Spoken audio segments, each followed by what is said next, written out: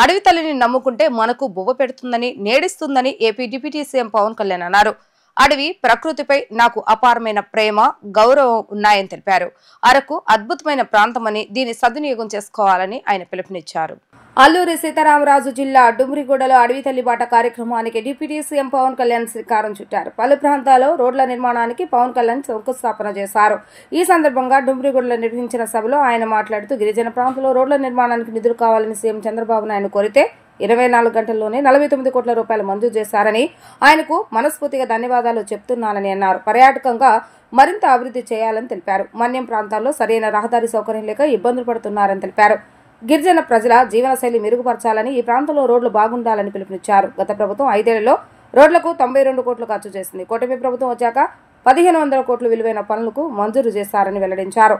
టెండర్లు కూడా పిలిచామని, వారం రోజుల్లోనే పనులు ప్రారంభమవుతాయని, ఈ ప్రాంతంలో కూటమి పార్టీలకు ఓట్లు పడకపోయినా మీ బాగోగులు చూసుకోవడానికి మేమున్నామని హామీ ఇచ్చారు. ప్రభుత్వాలు పార్టీలు మారుతుంటాయి, ఏ పార్టీ అధికారంలో ఉన్నా అభివృద్ధి జరగాలని ఆయన అన్నారు.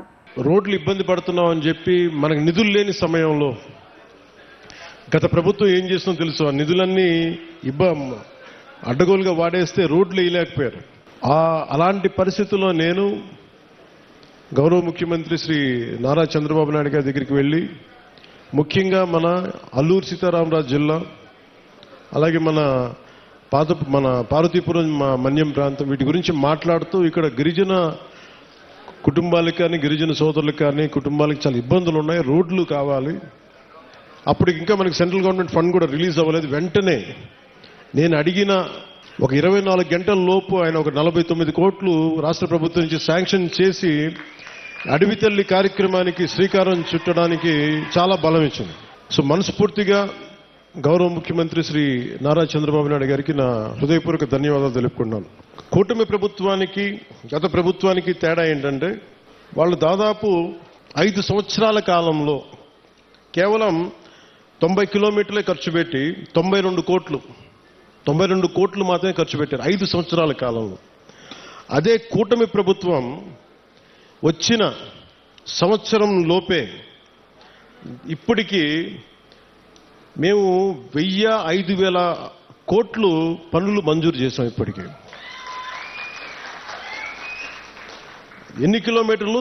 1069 కిలోమీటర్లు. సరిగ్గా ఎప్పుడు ప్రారంభించాం? సంవత్సరం కూడా కాల, 4 నెలల క్రితం ప్రారంభిస్తే ఈ రోజున 1069 కిలోమీటర్ల పనులకి శ్రీకారం చుట్టాం. అంటే ఎవరికి ముందుగా ఈ రోడ్లు అంటే, ఎవరికైతే అత్యంత particularly vulnerable group, tribal groups ఉన్నాయో వాళ్ళకి చేరటానికి, వాళ్ళకి చేరువవ్వడానికి, వాళ్ళకి చిన్నపాటి సౌకర్యం కల్పించడానికి మా ప్రయత్నం. కూటమి ప్రభుత్వానికి ఇక్కడ ఓట్లు రాలేదు.